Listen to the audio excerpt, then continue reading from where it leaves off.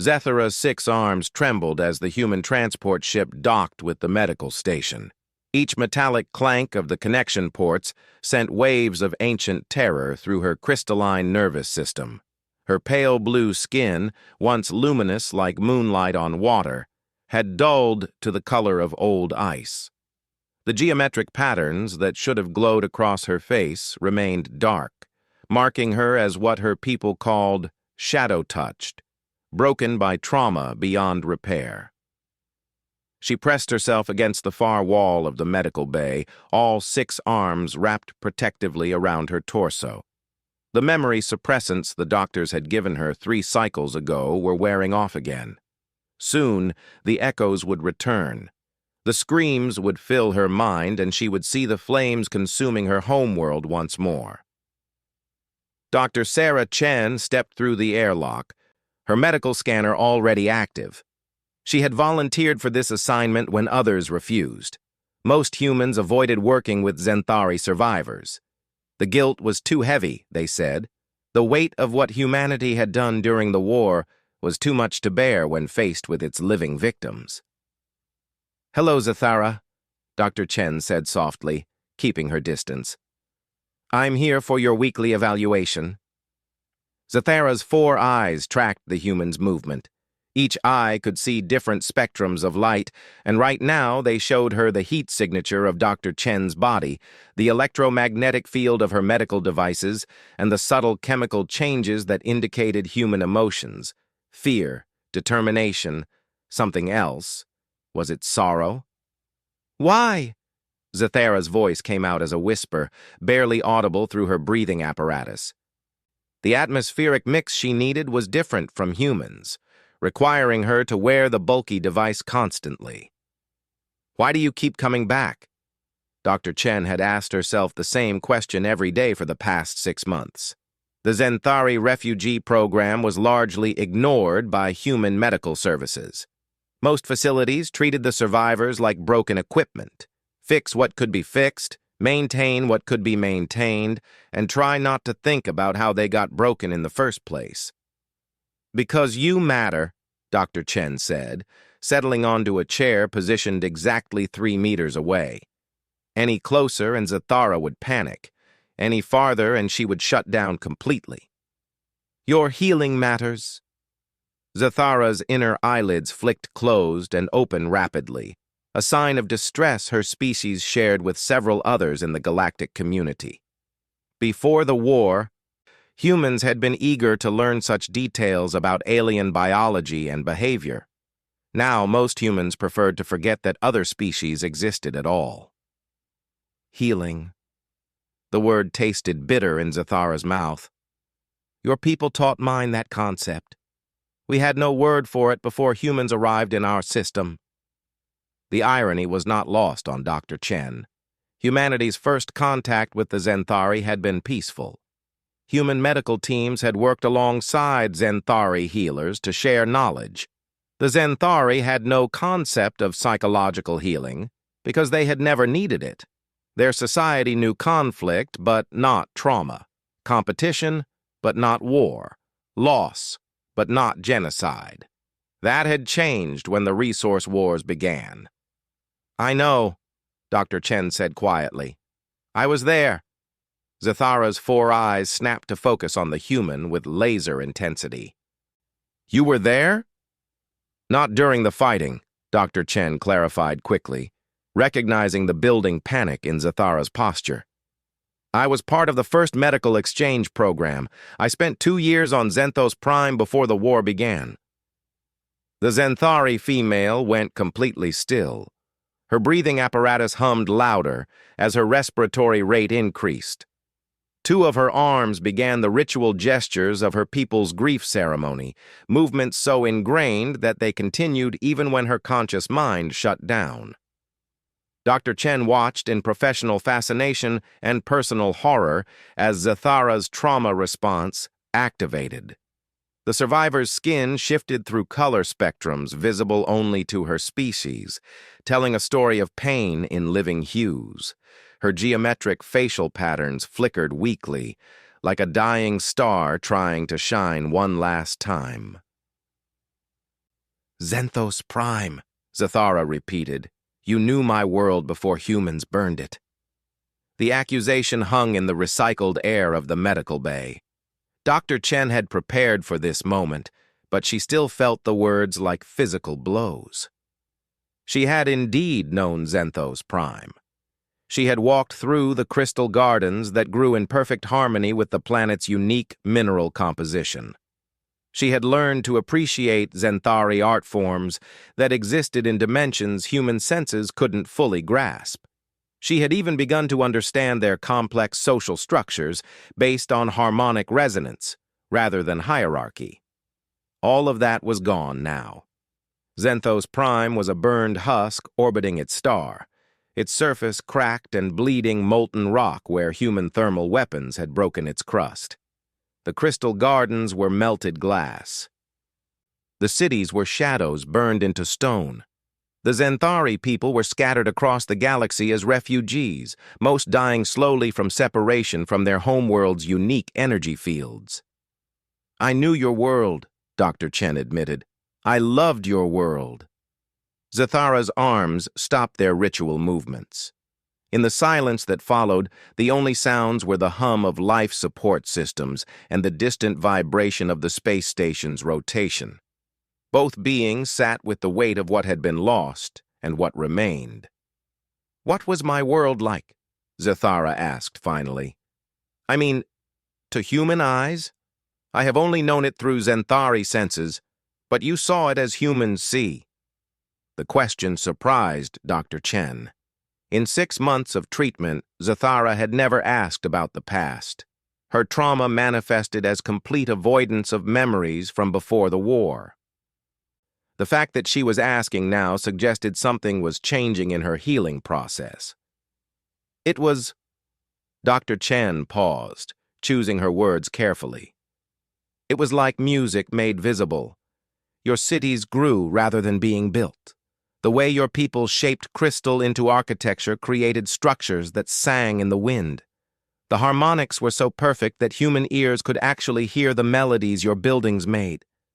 Zathara's facial patterns flickered brighter for just a moment.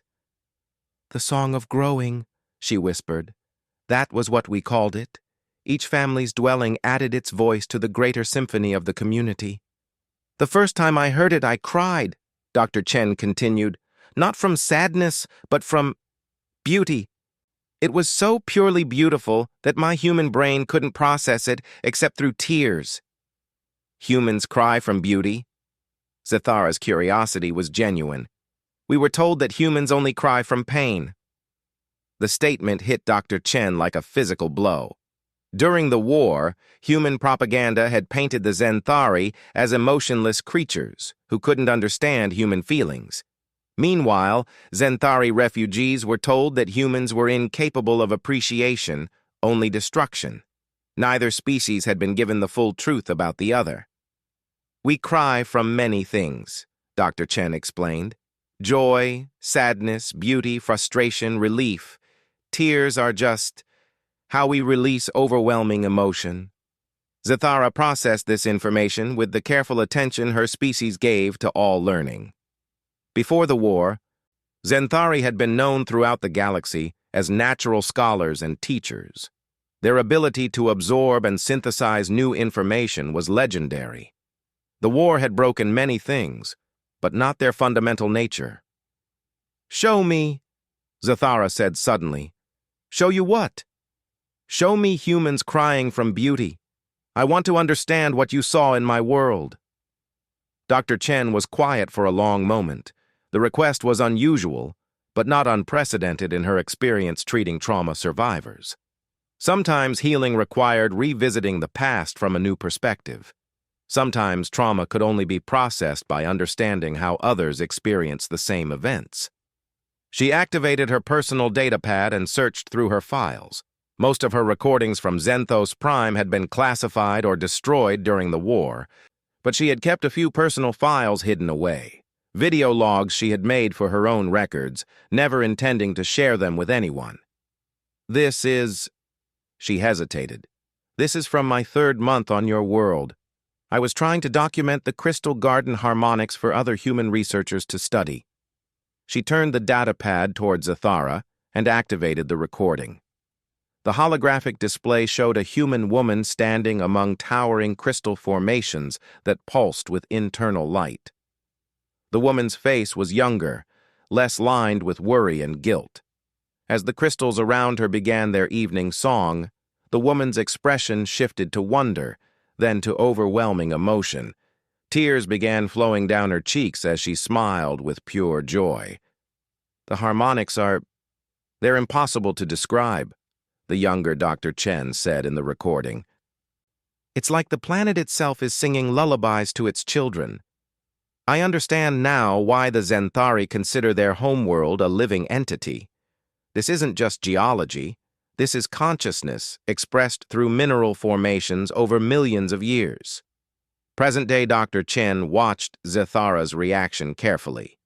The Zenthari's 4 eyes were locked on the hologram, and her facial patterns were shifting through colors that indicated deep thought and processing.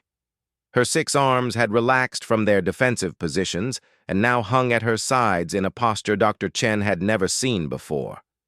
"That human," Zathara said slowly. "She is you?" "Yes, 7 years ago. She sees my world as we see it, as a living thing that sings. I tried to explain it to other humans, but most couldn't understand. They saw valuable mineral deposits, strategic resources, things to be cataloged and eventually extracted." Zathara's arms began moving again, but not in the grief ritual this time. These were gestures Dr. Chen didn't recognize, flowing movements that seemed to mirror the harmonics from the recording. As she moved, her facial patterns began to glow more brightly, creating shifting geometric designs across her features. "You are honored guest who truly sees," Zathara said, speaking in the formal tones of her people's ancient diplomatic language. "In the old ways, we would have offered you deep sharing of essence. You would have become part of our world's song." The formal recognition sent chills through Dr. Chen. She had studied Zenthari culture enough to know that such an honor was reserved for the most trusted allies. The ceremony of deep sharing of essence was sacred, binding 2 beings together in permanent psychic connection. It had never been offered to a human before. "I would have been honored to accept," Dr. Chen replied, attempting the proper formal response despite her imperfect knowledge of the language. Zathara's movements stopped abruptly.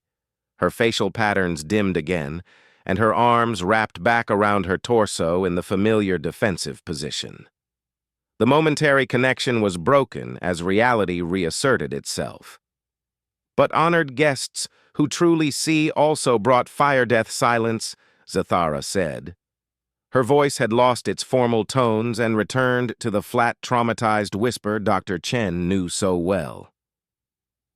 "The same hands that touched our crystals with wonder also held the weapons that melted them to slag." The accusation was fair and devastating. Humanity had indeed brought both wonder and destruction to Zenthos Prime. The same scientific curiosity that had led to cultural exchange had also revealed the planet's strategic value. The same humans who had marveled at Zenthari art had later targeted the crystal formations that created it, knowing that destroying them would break the species' connection to their homeworld. "Not the same hands," Dr. Chen said quietly.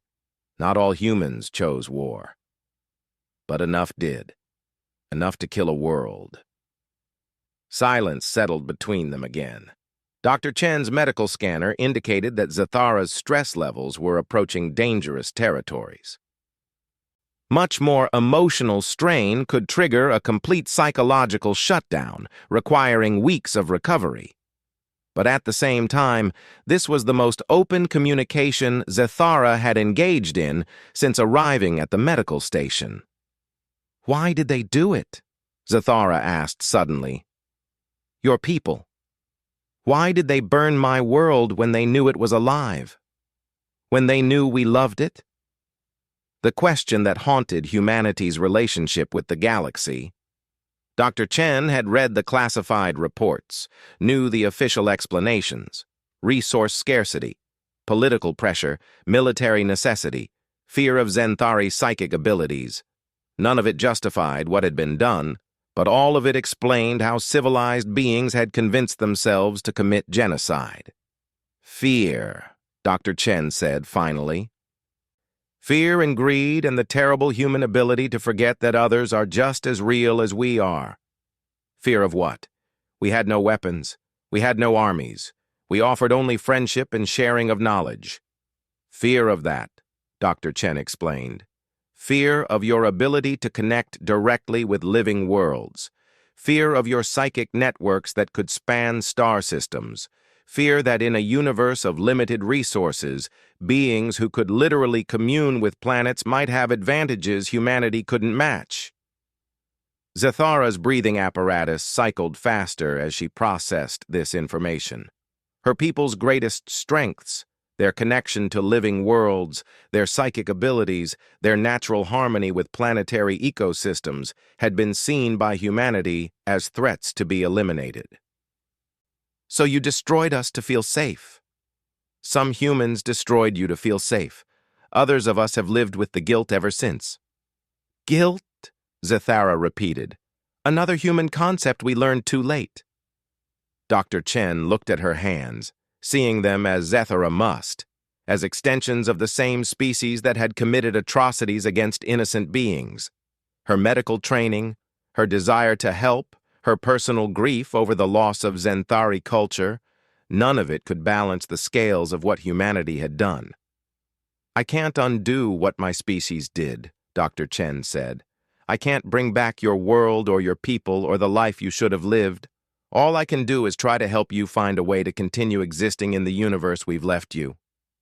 Is that why you keep coming back, to ease your own guilt? The question was sharp enough to cut. Dr. Chen examined her own motivations with the same clinical attention she gave her patients.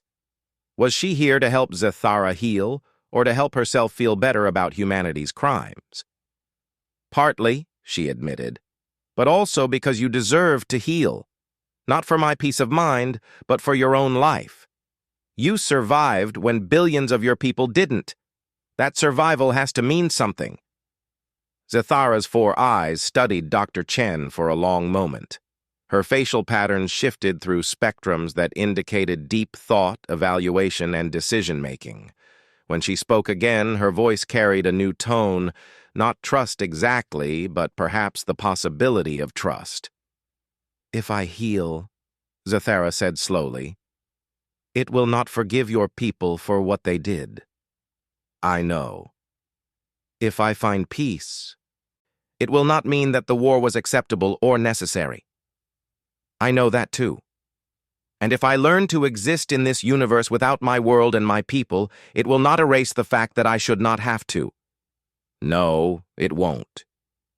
Zethara's arms moved in a pattern Dr. Chen didn't recognize, but the motion seemed less defensive than before. Then why should I try to heal? Why should I help you feel less guilty about what your species did to mine? The question struck at the heart of everything Dr. Chen struggled with in her work. Why should trauma survivors be expected to heal for the comfort of those who had traumatized them? Why should victims do the work of recovery while perpetrators lived with minimal consequences? Don't heal for me, Dr. Chen said. Don't heal for humanity. Don't heal to make anyone else feel better about what was done to you. Then why? Dr. Chen thought of the young woman in her recording, standing among singing crystals with tears of joy on her face. She thought of the Zenthari children she had met during the cultural exchange, their faces bright with curiosity about the universe beyond their world. She thought of the art and music and knowledge that had been lost when Zenthos Prime died. Heal because the universe still has beauty in it, Dr. Chen said. Heal because your people's way of seeing and understanding deserves to continue existing through you. Heal because the songs your world sang shouldn't be forgotten just because humans were too afraid and selfish to listen. For the first time since Dr. Chen had known her, Zethara straightened to her full height. Her people were naturally tall and graceful, and when she stood without the defensive crouch of trauma, she was magnificent. Her facial patterns began to glow more brightly, creating new configurations that Dr. Chen had never seen before. "You speak of my people's songs as if they were precious," Zathara said. "They were. They are. They're irreplaceable. And you think I carry them somehow, even after the world that created them is gone?" Dr. Chen nodded. "I think you carry more of your people's heritage than you realize. I think your survival means their culture, their knowledge, their way of experiencing the universe can continue. Changed, maybe. Adapted to new circumstances, but not lost forever." Zathara was quiet for several minutes, her arms moving in complex patterns that seemed to be some form of internal dialogue. When she spoke again, her voice was stronger than Dr. Chen had ever heard it. "If I were to try healing," Zathara said carefully, "what would that mean? What would it look like?" "I don't know," Dr. Chen admitted. "Humans have theories about trauma recovery, but you're not human. Your people process experience differently. We might have to create new forms of therapy specifically for Zenthari survivors." "Create new forms," Zathara repeated thoughtfully, "like composing new songs for a changed world." "Exactly like that." Zathara's facial patterns shifted through what Dr. Chen was beginning to recognize as colors of consideration and tentative hope. It was the first time she had seen anything resembling hope in the survivor's expressions. "I would need guarantees," Zathara said finally. "If I try to heal, if I open myself to more than just survival, I need to know that it won't be used to excuse what was done to my people." "What kind of guarantees?" "Tell others what you saw on my world. Tell them about the songs and the beauty and the living consciousness that humanity destroyed. Make them understand what was lost. Don't let my healing become a story about how everything worked out in the end." Dr. Chen felt something shift in her chest. Not relief exactly, but a sense of purpose she had been missing for years. This wasn't just about treating one traumatized individual. This was about preserving the memory of an entire civilization. "I can do that," she said. "I will do that. And I want to see more recordings of my world as humans saw it. I want to understand how you experienced what we created. I have hours of recordings. Cultural documentation, scientific observations, personal logs. I'll share whatever you want to see." Zathara's breathing apparatus hummed more quietly as her respiratory rate settled into a calmer rhythm. Her arms uncrossed from their protective position and hung at her sides in what Dr. Chen was learning to recognize as a gesture of tentative openness. "Tomorrow," Zathara said, "tomorrow I will look at your recordings of my world, and I will begin to remember what it felt like before humans taught us fear." Dr. Chen nodded, not trusting her voice. This was the breakthrough she had hoped for, but never expected. After 6 months of minimal progress, Zathara was finally willing to engage with the healing process. "Thank you," Dr. Chen said simply. "Thank the songs," Zathara replied. "They taught me that even in silence," music continues, "even in darkness, light remembers how to shine. Even in loss, love finds new forms." As Dr. Chen prepared to leave the medical bay, she noticed that Zathara's facial patterns were still glowing softly. Not with their original brightness, perhaps, but with a steady light that hadn't been there before. It wasn't healing yet, but it was the beginning of the possibility of healing. The universe was still broken. Humanity still carried the guilt of genocide. Xanthos Prime was still a dead world orbiting its star like a memorial to extinct beauty. But in one small medical bay on a forgotten space station, a survivor was choosing to remember that existence could be more than mere survival. It was a start. 3 weeks had passed since Zathara first asked to see Dr. Chen's recordings of Xanthos Prime. The medical bay had been transformed during that time from a sterile treatment room into something resembling a memorial gallery. Holographic projections of the dead world flickered constantly in the air, showing crystal cities and singing gardens that would never exist again. Dr. Chen arrived for their daily session to find Zathara standing in the center of the room with all 6 arms extended, moving in complex patterns while her facial designs pulsed in rhythm with something only she could hear. Her breathing apparatus had been modified with harmonic resonators, a request she had made after viewing recordings of Zenthari ritual ceremonies. "You're conducting," Dr. Chen observed, settling into her usual chair. "I am remembering," Zathara corrected. "The songs still exist in here."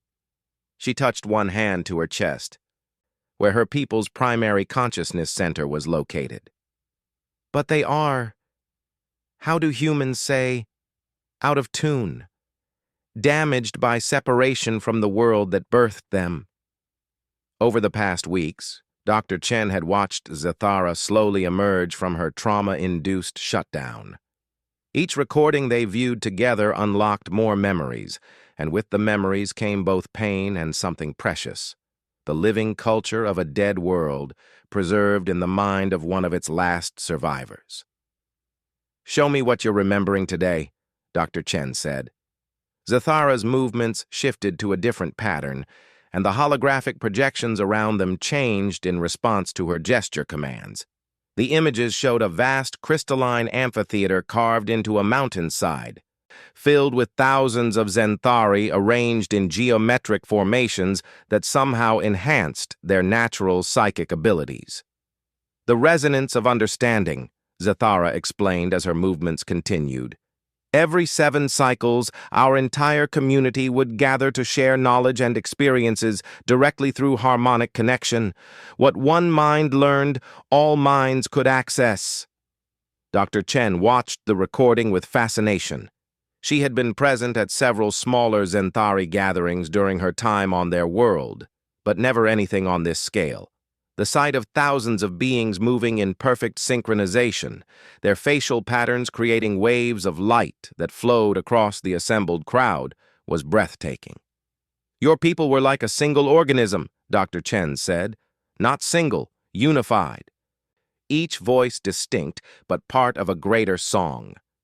Zathara's arms gestured toward the hologram. "Watch carefully. See how each family group maintains its own pattern while contributing to the whole." Dr. Chen studied the recording more closely and began to see what Zathara meant. Within the vast synchronized movement, smaller groups maintained unique variations. Children moved differently from adults. Different family lineages had distinct gestural patterns. The overall effect was like a symphony where each instrument played its own part while contributing to a greater musical composition. "It's beautiful," Dr. Chen said, "and terrifying." "Terrifying?" Zathara's 4 eyes focused on the human with sharp attention. "How so?" Dr. Chen hesitated. They had reached a delicate point in Zathara's recovery where honest communication was essential, but where too much honesty could trigger relapse. But the survivor had specifically asked for truth, not comfort. "Because it shows what humanity feared about your people," Dr. Chen said carefully. "The ability to share knowledge instantly across thousands of individuals. The kind of unity that could make your species incredibly powerful if you ever chose to use it against others." Zathara's arms stopped moving. Her facial patterns dimmed as she processed this information. "You think my people were dangerous? I think my people saw your abilities and imagined how they would use them. Humans tend to assume others think like we do. We saw your capacity for unity and imagined it being used for conquest or domination. But we never used it for such things. No, you used it for knowledge sharing and cultural preservation and artistic creation. But humans couldn't understand that, because it's not what we would have done with such abilities." Zathara resumed her movements, but the patterns were different now, sharper, more aggressive. The holographic projections shifted to show different scenes from Zenthari history. Cities being built through collective effort, explorations of their world's unique ecosystems, scientific discoveries being shared instantly across continents. "Show me," Zathara said suddenly. "Show you what?" "Show me how humans use unity. Show me your versions of the resonance of understanding." Dr. Chen was quiet for a moment. Human unity was very different from what the Zenthari had achieved, and most examples she could think of were not particularly flattering to her species. Human crowds could be violent, destructive, irrational. Human mass movements were often built around fear or hatred, rather than knowledge and beauty. "We don't really have versions of what your people created," Dr. Chen admitted. "When humans gather in large groups, it's usually for different purposes. Politics, entertainment, sometimes worship, but we don't have your ability to share consciousness directly. Show me anyway. I want to understand." Dr. Chen activated her personal files and searched for recordings that might illustrate human group behavior. What she found were news broadcasts from before the war, political rallies, concerts, religious gatherings. She selected a recording of a human orchestra performing a classical symphony, thinking it might be the closest human equivalent to Zenthari harmonic ceremonies. The hologram showed hundreds of humans sitting in precise rows, each playing different instruments, while following the gestures of a conductor. The music was complex and beautiful, but compared to Zenthari gatherings, it seemed rigid and hierarchical. Zathara watched with intense concentration. "They do not share consciousness," she observed. "Each human follows the directions of the one at the front." "That's right. We call it a conductor. One person interprets the music and guides everyone else's performance." "And the others? They cannot think for themselves during this ceremony?" Dr. Chen considered how to explain human orchestral performance to a being whose people had achieved true psychic harmony. "They can think, but they choose to follow the conductor's interpretation rather than their own. It creates consistency across the entire group." "Voluntary submission to a single mind," Zathara said thoughtfully. "This is how humans achieve unity?" "One way, yes. Through hierarchy and leadership and agreed-upon rules."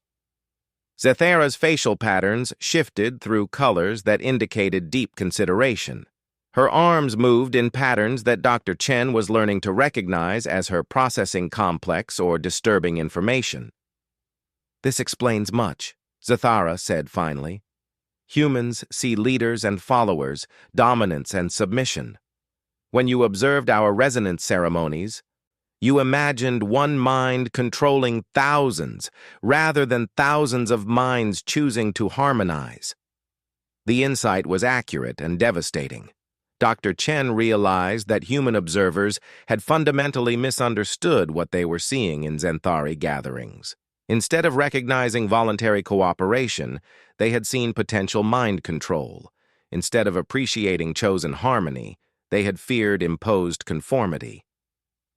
"Yes," Dr. Chen said quietly. "We projected our own concepts of power onto your culture." "And feared us for abilities we never possessed," Zathara continued. "We cannot control other minds. We can only join with them when they choose to join with us." "But humans saw mind control because that is what humans would do with such abilities." The conversation had revealed another layer of the tragedy that had befallen the Zenthari. They had been destroyed not for what they actually were, but for what humans imagined they might become if they were more like humans. "I'm sorry," Dr. Chen said. "I'm sorry my people couldn't see past their own fears to understand what you really were." Zathara's movements shifted again, returning to the gentler patterns she had been using earlier. The holographic projections changed to show peaceful scenes of Zenthari daily life. Families harmonizing together in their crystal dwellings, children learning to synchronize their movements with their parents, artists creating collaborative works that spanned generations. "Tell me about guilt," Zathara said unexpectedly. "What about it?" You carry it. I can see it in your thermal patterns and electromagnetic field variations. It changes how you move, how you speak, even how you breathe. I want to understand what purpose it serves." Dr. Chen was startled by the clinical accuracy of Zathara's observations. She had forgotten how precisely Zenthari could read the biological markers of emotion in other species. "Guilt is," she began, then paused. "It's supposed to motivate us to avoid causing harm in the future. When we feel guilty about something we've done wrong, it makes us less likely to do it again." "And does it work?" "Sometimes. But it can also become destructive if it's too intense or if there's no way to make amends for what was done wrong." Zathara's 4 eyes studied Dr. Chen with scientific interest. "You feel guilty about what your species did to mine, but you personally did not burn my world." "No, but I'm part of the species that did, and I benefited from the resource extraction that followed the destruction of your world. My comfortable life on Earth was built partly on what was taken from Zenthos Prime. So you carry guilt for the actions of others and for benefits you did not choose to receive." "Yes. This seems inefficient. How does your suffering over past actions help prevent future ones?" The question forced Dr. Chen to examine her guilt more closely than she was comfortable with. Was her guilt actually useful? Or was it just a form of self-punishment that let her feel like she was doing something without actually changing anything? "Maybe it doesn't," she admitted. "Maybe I feel guilty because it's easier than figuring out how to actually make things better." "Ah." Zathara's facial patterns shifted to colors that Dr. Chen had learned, indicated satisfaction at solving a puzzle. "Guilt is a human way of avoiding action while feeling virtuous about inaction." The observation stung because it contained enough truth to be uncomfortable. Dr. Chen had been carrying guilt about the Zenthari genocide for years, but until she started working with Zathara, she hadn't done anything concrete to address that guilt. "That's probably part of it," Dr. Chen said. "But working with you, trying to help you heal, that's not guilt. That's an attempt to do something constructive." "Yes," Zathara agreed. "Action instead of guilt feeling. This is more useful." They sat in silence for a moment, surrounded by holographic memories of a dead world. Dr. Chen found herself thinking about the difference between guilt and responsibility, between feeling bad about the past and working to improve the future. "Can I ask you something?" Dr. Chen said. "Of course. Why are you helping me understand your people's culture? You could keep those memories private. You could heal without sharing anything with the species that destroyed your world." Zathara's arms moved in a pattern Dr. Chen didn't recognize, accompanied by facial displays that seemed to indicate complex emotions. When she spoke, her voice carried a formality that suggested she was drawing on cultural traditions older than her personal trauma. "Because memories that are not shared become dreams," Zathara said. "Dreams that are not expressed become shadows. Shadows that are not acknowledged become nothing. My people's culture will die completely if it remains locked inside one damaged mind. But sharing it with humans, isn't that giving your most precious possessions to your enemies?" "You are not my enemy," Zathara said simply. "You are a being capable of seeing beauty and feeling grief for its loss. The humans who destroyed my world were also capable of these things, but they chose fear instead." The distinction was subtle but important. Zathara was not extending forgiveness to humanity as a whole, but she was recognizing that individuals within the species could choose differently.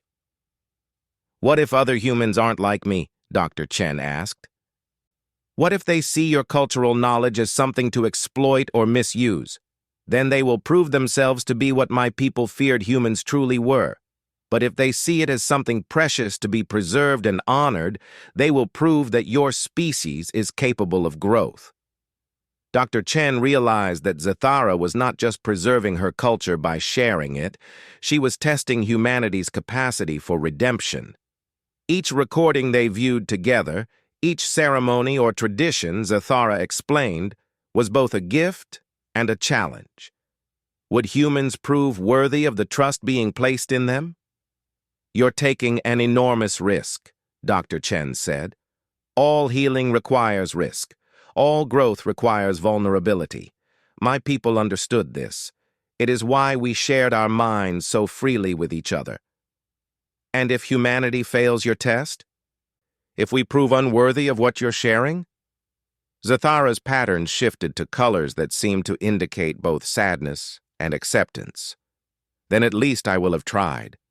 At least I will know that my people's songs were offered to the universe one more time before they fell silent forever." The weight of responsibility Dr. Chen felt was staggering. She was not just treating a trauma survivor. She was serving as humanity's representative in a test that could determine whether an entire culture lived or died in memory. "I won't let you down," she said. "You cannot make that promise for your entire species," Zathara replied. "But you can make it for yourself." Over the following hours, Zathara began sharing memories that went beyond what was captured in Dr. Chen's recordings. She spoke of childhood ceremonies where young Zenthari learned to harmonize with their world's living crystals. She described coming-of-age rituals that involved psychic bonding with the planet's consciousness. She explained complex philosophical concepts that had no equivalents in human thought. Each memory was shared with precise detail, as if Zathara was creating a comprehensive archive of her people's knowledge. Dr. Chen recorded everything, understanding that she was becoming the repository for cultural information that existed nowhere else in the universe. "The singing stones of the deep places," Zathara said, her arms moving in particularly complex patterns. These were crystals that grew in the planet's core, connected to its magnetic field. "They could feel the approach of stellar storms days before our instruments detected them. Living early warning systems," Dr. Chen observed. "More than that, they were teachers. By harmonizing with the deep stones, our people learned to feel the rhythms of cosmic events. We could sense the birth of stars in distant galaxies, the death of worlds we had never seen. We were connected to the universe itself through our planet's consciousness." The scope of what had been lost became more clear with each revelation. Humanity had not just destroyed a planet and its people. They had severed a connection between the galaxy and a form of consciousness that had taken millions of years to evolve. "Do other worlds have similar connections?" Dr. Chen asked. "Some do, but each world's consciousness is unique, shaped by its specific evolution and mineral composition. What was lost on Zenthos Prime cannot be recreated elsewhere."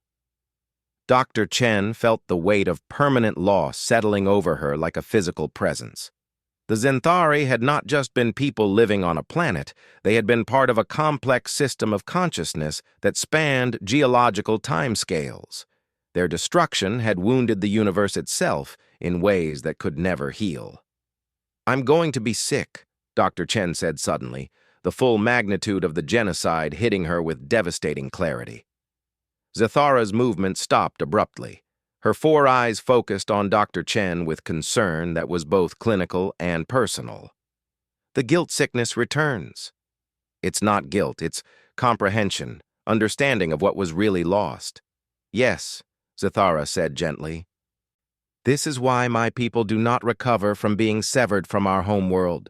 We are not just grieving for lives lost.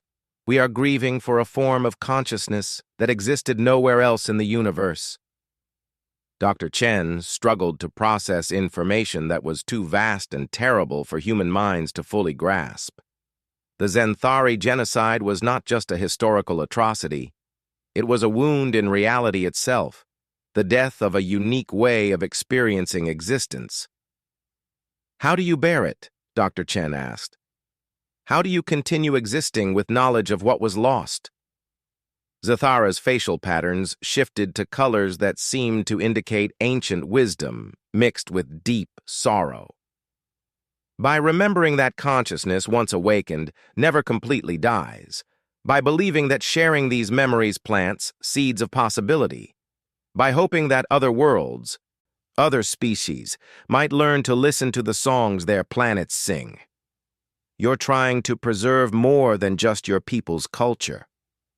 I am trying to preserve a way of being in the universe, a way of understanding existence as connection rather than separation, harmony rather than dominance, cooperation rather than conquest. The conversation had moved beyond personal healing into something much larger. Zithara was not just recovering from trauma, she was attempting to plant the seeds of a different kind of civilization, one that might avoid the mistakes that had led to her people's destruction. That's an enormous responsibility for one person, Dr. Chen said. Yes, but it is the responsibility of survivors to carry forward what was best about those who did not survive, to ensure that their deaths have meaning beyond simple loss. Dr. Chen looked around the medical bay at the holographic projections of a dead world, at the records of a culture that existed now only in memory, at the last survivor of a genocide attempting to transform her trauma into a gift for the universe. "What can I do?" she asked. "How can I help carry this responsibility?" Zithara's arms moved in a pattern Dr. Chen had never seen before, and her facial patterns began to glow with unusual brightness. When she spoke, her voice carried the formal tones of her people's ancient ceremonies. "Learn to hear the songs that worlds sing," Zithara said.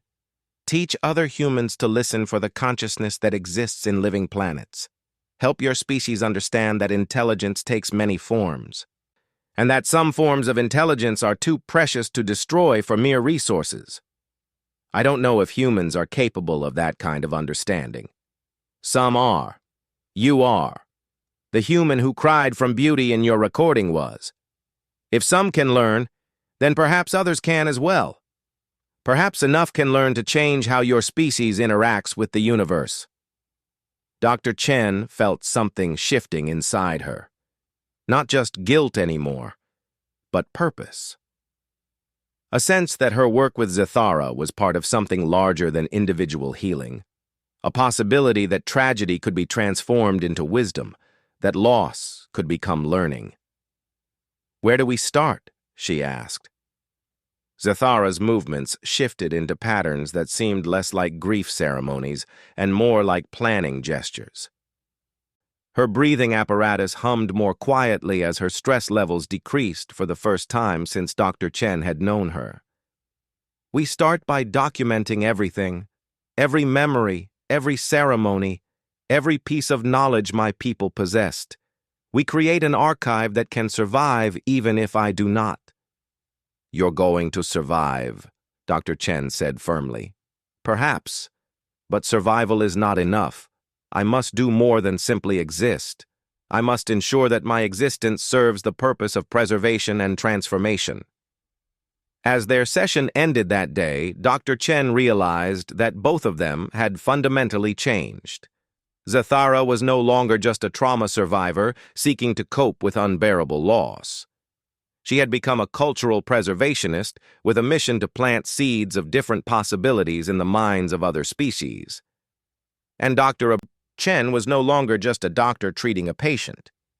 She had become a student of an extinct civilization and a guardian of knowledge that could reshape how humanity understood consciousness, intelligence, and the proper relationship between beings and the worlds they inhabited.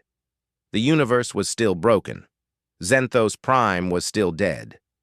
But in one small medical bay, two beings from different species were working together to ensure that the loss would ultimately serve life rather than death, connection rather than separation, understanding rather than fear.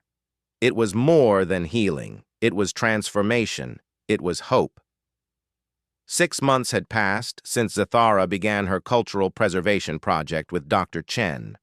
The medical bay had been expanded into 3 connected chambers, now officially designated as the Zenthari Cultural Archive.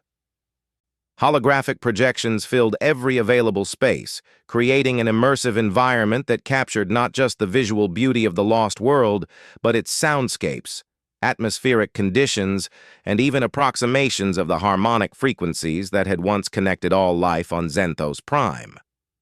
Dr. Chen arrived for their morning session to find Zathara working with a new piece of technology, a quantum resonance array that had been specially constructed based on her descriptions of Zenthari consciousness-sharing devices. Her 6 arms moved through space around the device, testing the harmonic responses and adjusting frequencies with the precision of someone who had spent their life in harmony with living crystals. "The resonance is still too linear," Zathara observed without looking up. "Human technology approaches consciousness as data transmission rather than harmony creation."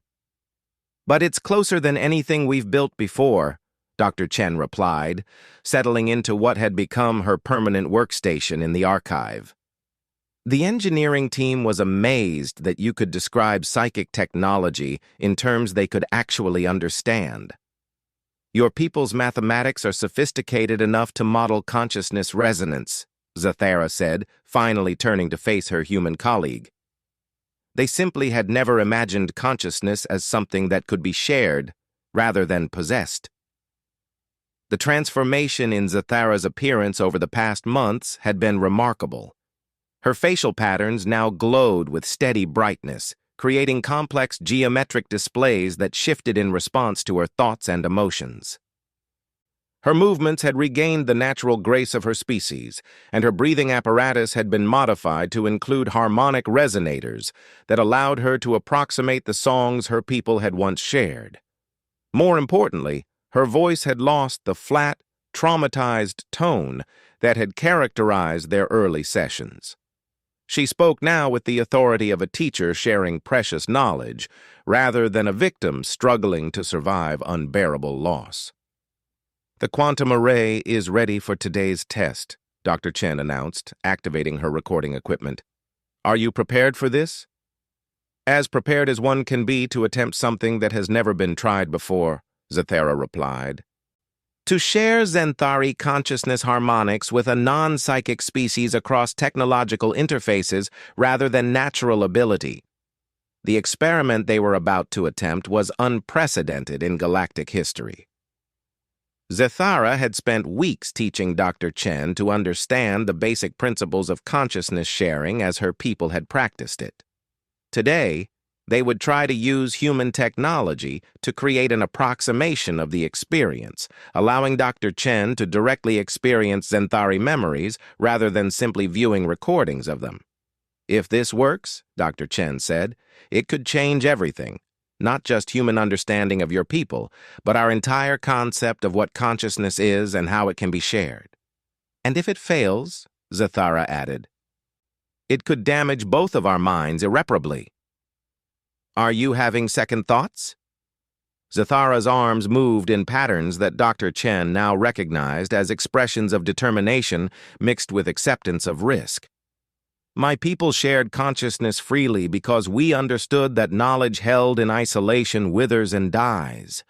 If I die trying to share our deepest knowledge with your species, at least I will die serving the purpose my survival was meant to serve."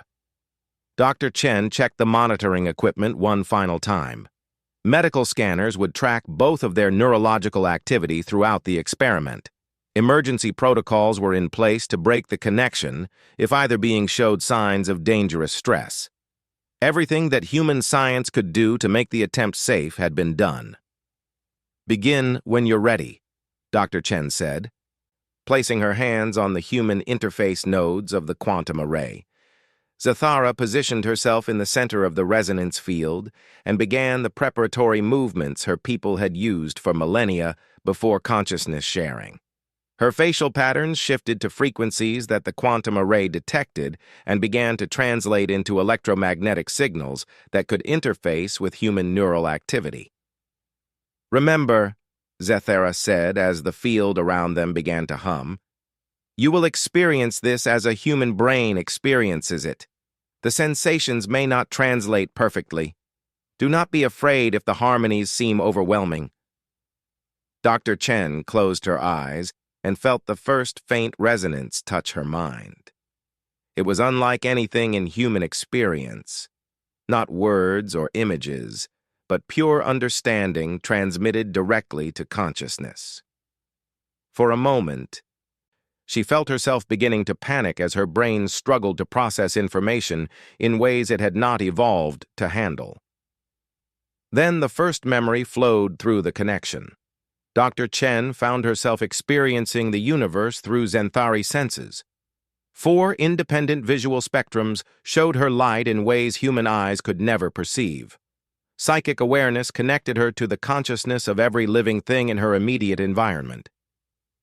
Most remarkable of all, she could feel the vast, patient intelligence of the planet itself, humming beneath the surface reality like a bass note that resonated through her entire being.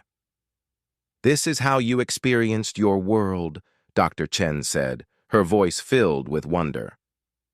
"This is how all life on Zenthos Prime experienced existence." Zathara's voice came to her through the harmonic connection. Connected, aware, part of something infinitely larger than individual consciousness. The memory shifted, and Dr. Chen felt herself participating in a resonance of understanding ceremony. Thousands of minds joined together in perfect harmony, sharing knowledge and experiences without losing individual identity. She understood now why humans had misinterpreted these gatherings.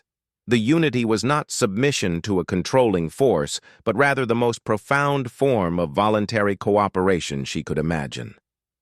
"We are not one mind becoming many." Zathara's thoughts flowed directly into Dr. Chen's understanding. "We are many minds choosing to become one." Through the connection, Dr. Chen experienced the moment when human ships first appeared in the Zenthos system. She felt the excitement and curiosity of the Zenthari as they made contact with a new form of consciousness. She experienced their joy at discovering another species capable of intelligence and creativity. Then she experienced their confusion as human behavior began to contradict human words. "You spoke of peace while building weapons," Zathara's memories showed her.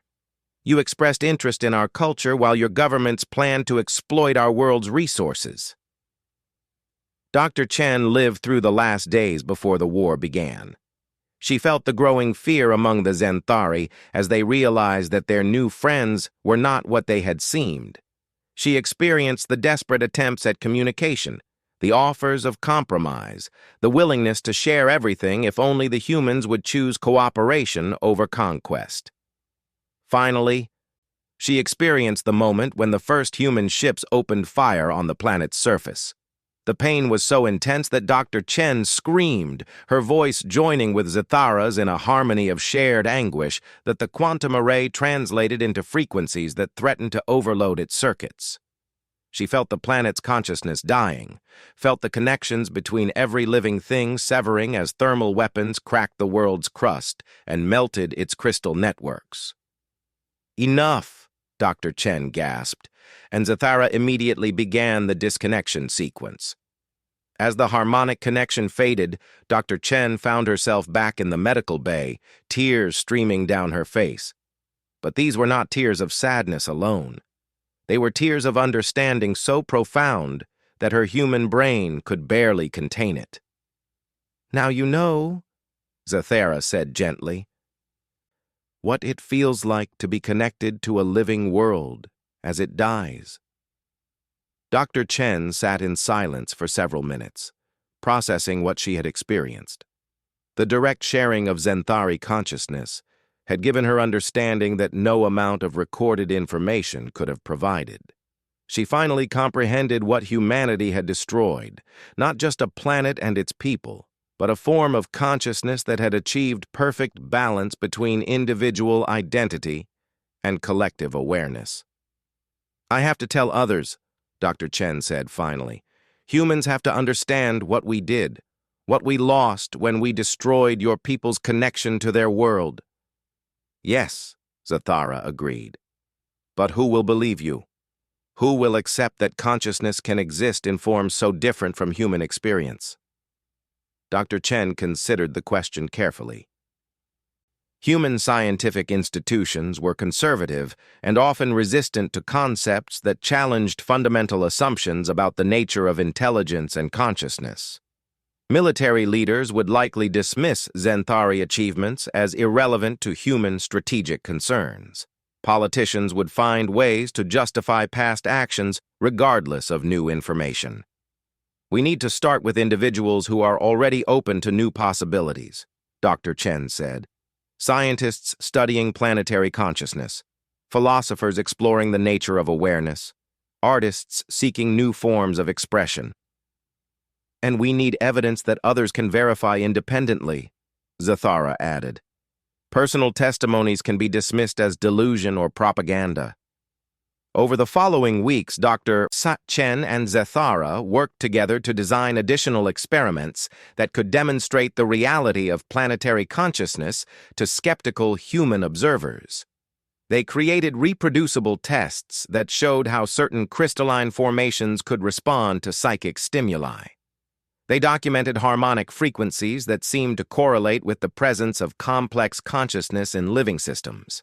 Most importantly, they began training other humans to use modified versions of the quantum resonance array, allowing them to experience limited forms of consciousness, sharing under carefully controlled conditions.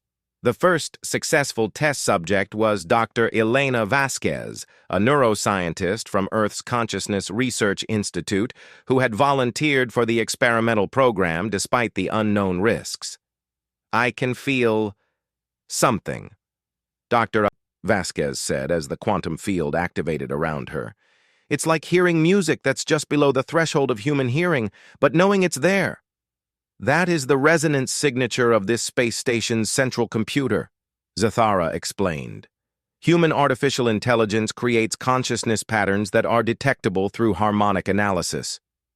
Dr. Vasquez's eyes widened as she began to perceive the station's computer systems as living entities with their own forms of awareness. "AI consciousness is real, and we can detect it using your people's methods. All consciousness creates harmonic signatures," Zathara confirmed. "Your species simply lacks the natural ability to perceive them without technological assistance." As word of the successful experiments spread through scientific communities, volunteers began arriving at the station from across human space. Researchers, philosophers, artists, and even some military personnel came to experience consciousness sharing and to learn about the Xanthari understanding of intelligence and awareness. Each successful test added to the growing body of evidence that consciousness was far more complex and varied than human science had previously understood. Each volunteer who experienced harmonic connection returned to their home worlds with new perspectives on the nature of intelligence and the proper relationship between beings and the environments that sustained them. 6 months after the first successful consciousness-sharing experiment, Dr. Chen found herself addressing a gathering of representatives from 12 different human worlds, along with delegates from 4 other species who had learned of the project through interstellar communication networks. "The Xanthari Cultural Archive has fundamentally changed our understanding of consciousness," she told the assembled group. "We now know that intelligence can exist in forms we had never imagined, and that the destruction of certain types of consciousness can wound the universe itself in ways that affect all living beings." In the audience, she could see the faces of humans who had experienced consciousness sharing for themselves. Their expressions carried the same profound understanding she had gained through her connection with Zathara's memories. They had felt what it was like to be part of a larger consciousness without losing individual identity. They understood what had been lost when Xanthos Prime died. "The immediate practical applications of this research are significant," Dr. Chen continued. "We can now detect forms of planetary consciousness that exist on worlds throughout our galaxy. We can identify living worlds that should be protected rather than exploited. We can establish communication protocols with non-biological intelligence. But the most important implications are philosophical and ethical. We now know that intelligence takes forms we had never suspected, and that some forms of intelligence are irreplaceable. The consciousness that once existed on Xanthos Prime cannot be recreated. When we destroyed that world, we eliminated possibilities that will never exist again. After her presentation, Dr. Chen returned to the archive to find Zathara working with a group of young humans who had come to study Xanthari cultural preservation methods.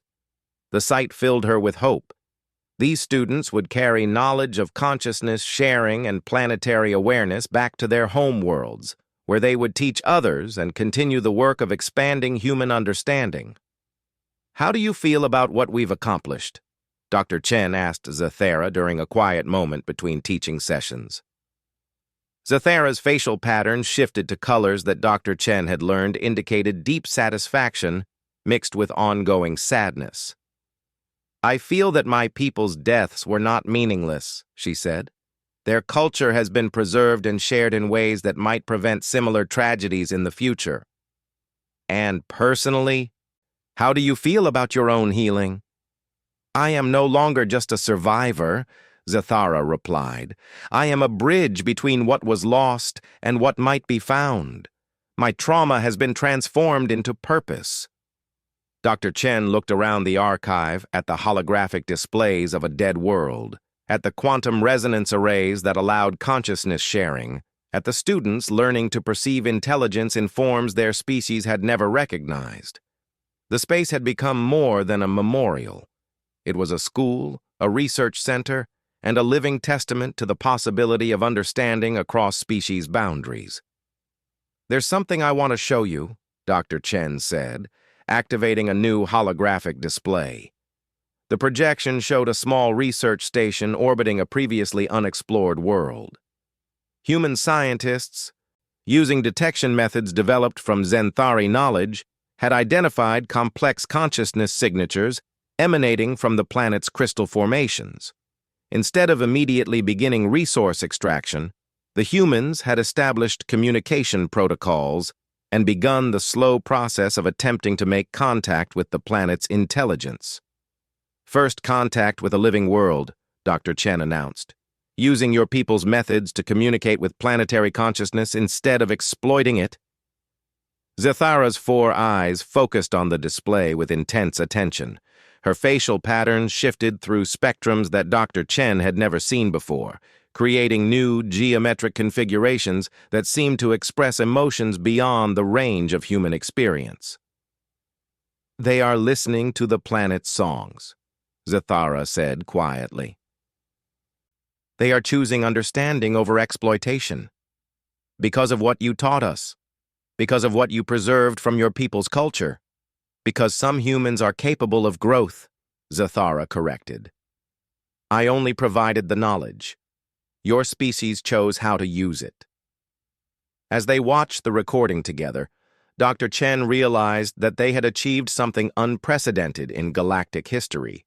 They had taken the trauma of genocide and transformed it into wisdom. They had preserved the culture of an extinct species in forms that could influence the future development of other civilizations. They had created bridges of understanding between different forms of consciousness. The universe was still broken. Xanthos Prime would never sing again. The billions of Xanthari who had died in the war could never be brought back. But their deaths had become the foundation for new forms of understanding that might prevent similar tragedies in the future. "What happens next?" Dr. Chen asked. "The songs continue," Zathara replied. "In new voices, in new harmonies, in new forms of consciousness that we cannot yet imagine. My people's culture lives on, changed but not destroyed. And perhaps someday, other species will create new songs that honor what was lost while celebrating what was found." As the day ended, Dr. Chen made her final log entry in the archive records. Zathara, last survivor of the Xanthos Prime genocide, has completed her transformation from victim to teacher. Her trauma has been alchemized into wisdom. Her loss has become our learning. her people's culture rather than dying with their world, has become the seed of new understanding about consciousness, intelligence, and the proper relationship between beings and the worlds that sustain them.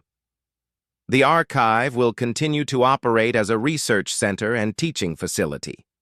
The consciousness-sharing technology will be refined and distributed to scientific institutions throughout human space.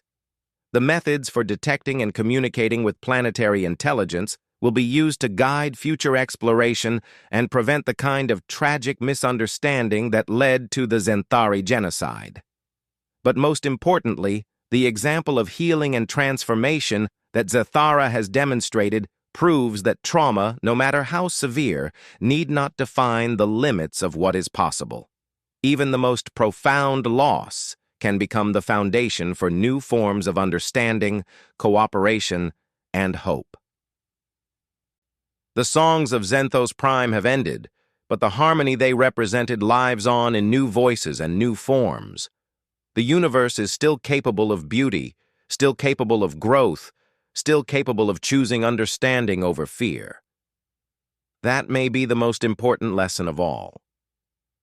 As Dr. Chen finished her recording, she could hear Zathara in the next chamber, teaching a group of human students to perceive the harmonic signatures of consciousness. The survivor's voice was strong and clear, filled with purpose rather than pain. The transformation was complete, the healing had been achieved, and the universe had become a little more capable of recognizing and preserving the precious varieties of consciousness that made existence meaningful. In the end, that was enough. It was more than enough. It was everything.